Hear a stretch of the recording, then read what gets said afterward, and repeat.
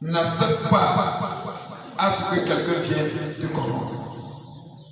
Il y a la motivation d'un homme de Dieu, d'un bon serviteur. Tout comme je viens de le dire, un bon serviteur de Dieu mène le bon combat de la foi.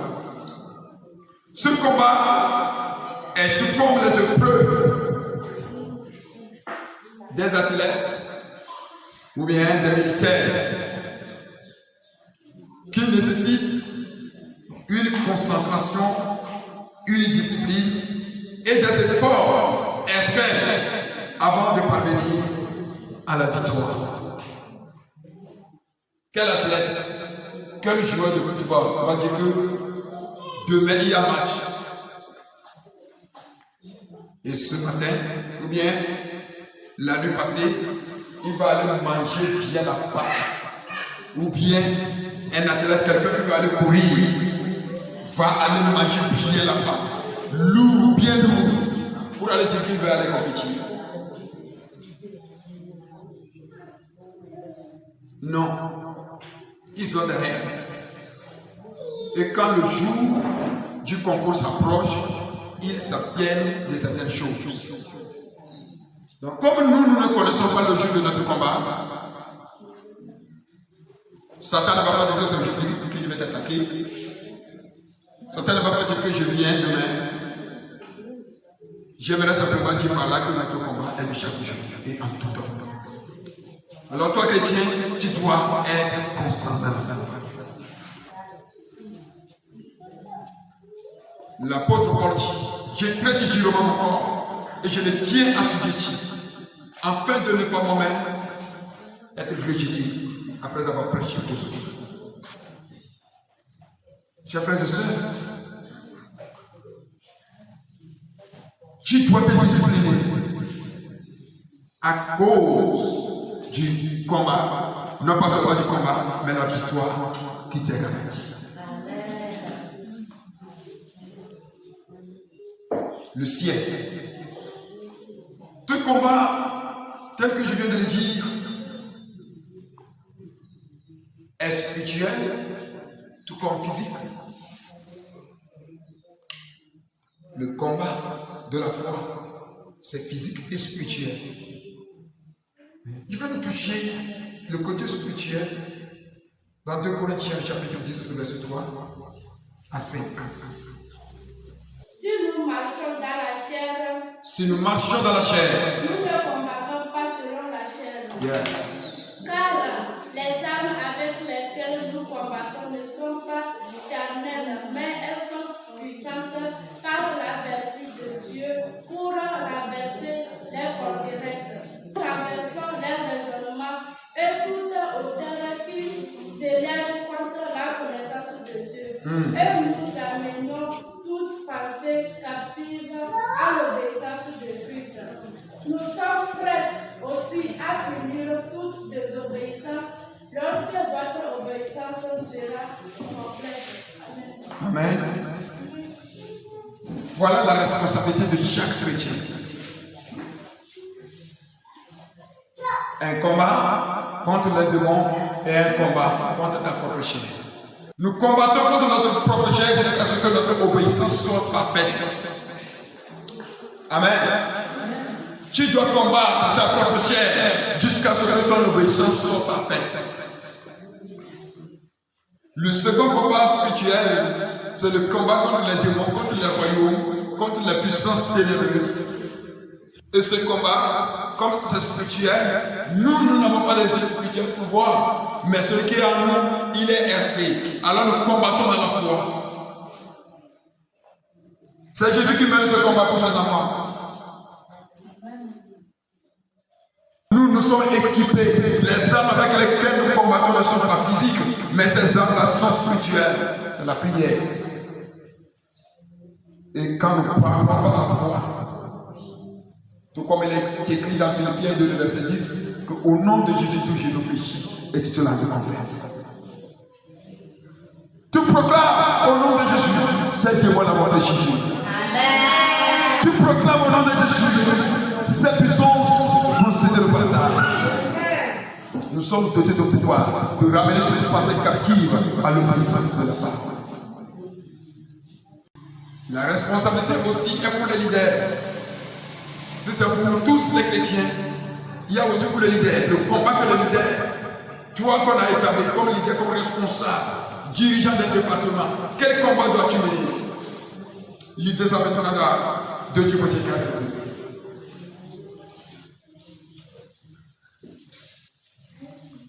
2 Timothée 4.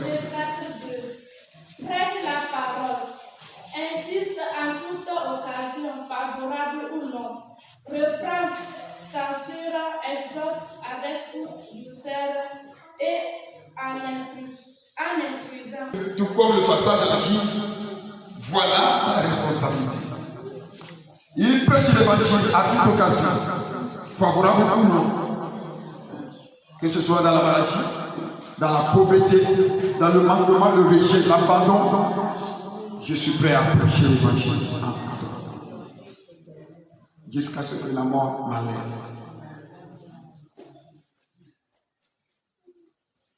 Le responsable d'un département, le responsable d'une église, l'occasion est favorable ou non, toi tu ne dois pas être faible. Toi, en tant que responsable, tu ne dois pas montrer tes faiblesses. Jésus est notre force. Jésus nous renouvelle la force et l'énergie. Même des fois, on est malade, on appelle les malades, on prie, il ne peut pas guérir. Et toi qui pries, tu es malade. C'est le mystère. Ça m'est arrivé. Je suis couché. Et le jour-là, on a amené un malade. Je n'ai pas dit à celui qui a amené le malade que je suis souffrant. J'ai pris mon courage, j'ai proclamé la guérison. Et à la fin, le malade dit, pasteur, je suis guéri. Ils sont rentrés à la maison. Aussitôt rentré, moi j'ai commencé encore à sentir les douleurs. Frères et sœurs, si tu es établi à la tête, tu dois te montrer vaillant. Non pas seulement que tu es établi, mais je vous ai dit que toi-même, tu es choisi, tu es établi dans ta famille, dans ton quartier, dans ton pays. Montre-toi vaillant, un vaillant soldat de Jésus-Christ. Cet homme de Dieu qui mène ce bon combat en tout temps, il exerce un ministère dans la perspective de Dieu, dans la perspective de l'éternité. Et Dieu parle. Si vous écoutez ceux qui sont dans la vérité, ils vont vous parler de Christ crucifié. Ils vont vous parler de l'éternité. Ils vont vous parler, alléluia, de Christ qui est mort, crucifié pour tes péchés. Mais aujourd'hui, le monde veut à ce que les prédicateurs parlent de nos problèmes, parlent de nos soucis, parlent de nos besoins. Et quand un prédicateur touche à cette vérité, est acclamé.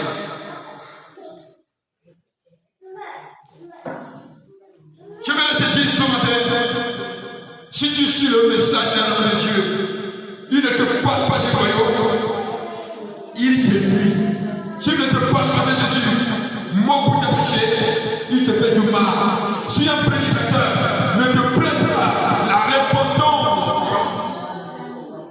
il ne faut pas la sacrifier.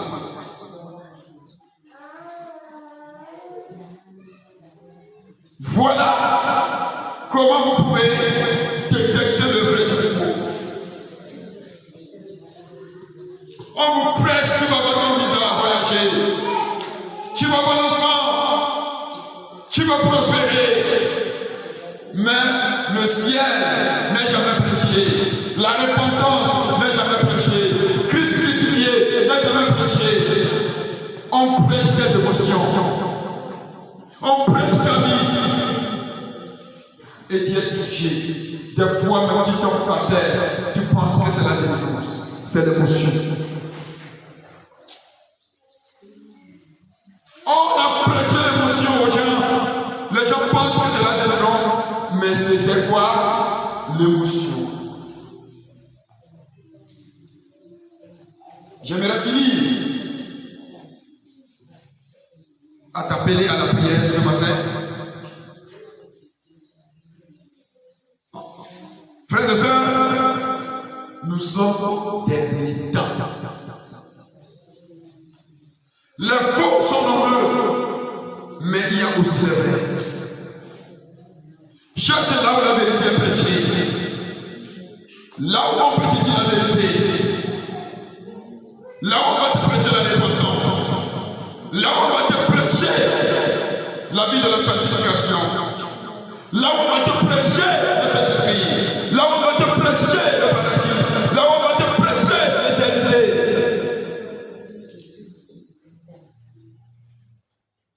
Que le Seigneur bénisse sa parole dans le cœur de quelqu'un ce matin. Lève-toi dans le cœur de Seigneur. Oui, Père de gloire, ce matin, voici ton église et à ta sainte main. Préserve-les, Seigneur, de toute approche du diable. Papa, préserve-les de ce faux, Seigneur, de nous, Seigneur, la mission qui sont là, Seigneur, pour dévorer, pour détruire, pour, Seigneur, escroquer, pour nuire, Seigneur, Dieu, pour dépouiller. Papa, éternel de notre Seigneur, prends soin de tes brebis, garde tes brebis dans ton enclos, garde, Seigneur, Dieu, tes enfants. Papa, éternel des armées, sois notre bouclier. Papa, défends notre cause. Ne permets pas à ce que, Seigneur, tes enfants tombent dans la main des serpents. Seigneur, si quelqu'un est déjà victime ce matin, guéris, Seigneur, de ses blessures émotionnelles. Éternel des années, si quelqu'un est déjà escroqué par ses faux, Éternel des années, Seigneur, ouvre-lui les yeux, ouvre l'entendement à ton enfant pour qu'il puisse, Seigneur, mon Dieu, revenir à toi avec un cœur sincère. Seigneur, je prie pour ton église ici. Je prie, Seigneur, pour tous les chrétiens ici au Togo. Je prie, Seigneur, pour tous les chrétiens, Papa, en Afrique. Je prie, Seigneur, pour tous les chrétiens dans le monde entier. Éternel des années, que la vérité soit prêchée. Papa, que la vérité soit prêchée. Papa, que la vérité domine. Papa, que ta mère agisse au sein de ton église. Abat cette puissance occulte. Abat cette puissance, Seigneur Dieu. Papa, éternel, qui cherche à détruire, Seigneur, de ton église, qui cherche, Seigneur, à nuire à la vie de tes enfants. Seigneur, il est temps. Il est temps pour que, Seigneur, de la lumière soit. Et cette ténèbre, Seigneur Dieu, plus bagage. Au nom de Jésus. Amen.